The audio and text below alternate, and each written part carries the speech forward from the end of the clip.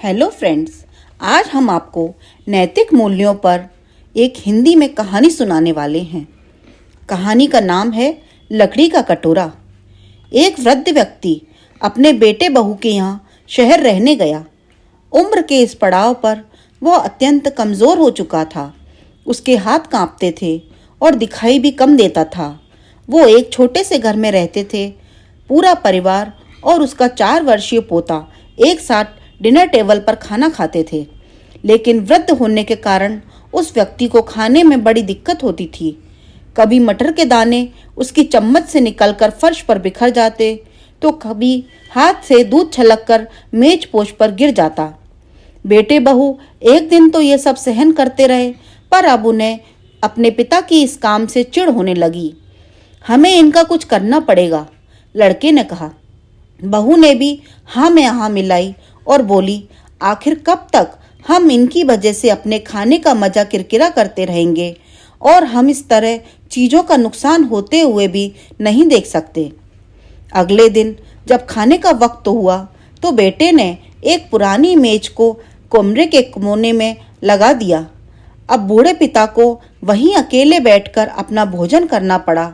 यहाँ तक कि उनके खाने के बर्तनों की जगह एक लकड़ी का कटोरा दे दिया गया, ताकि अब और बर्तन न टूट फूट सकें।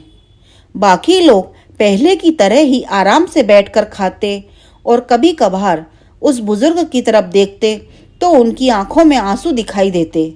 यह देखकर भी बेटे बहू का मन नहीं पिघलता।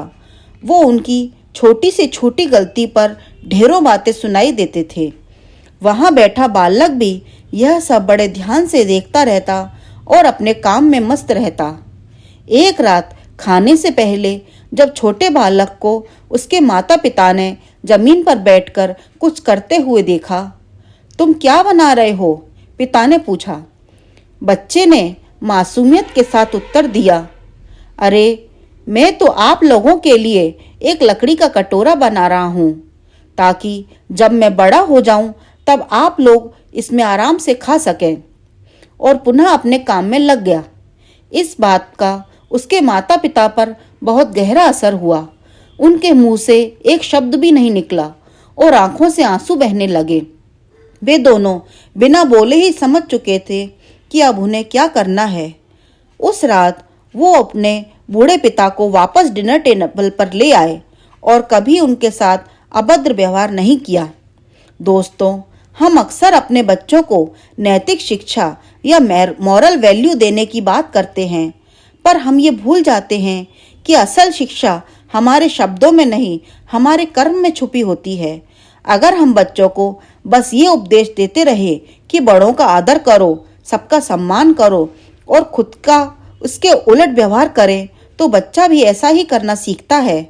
इसलिए कभी भी अपने पेरेंट्स के साथ ऐसा व्यवहार ना करें कि कल को आपकी संतान भी आपके लिए कटोरा तैयार करने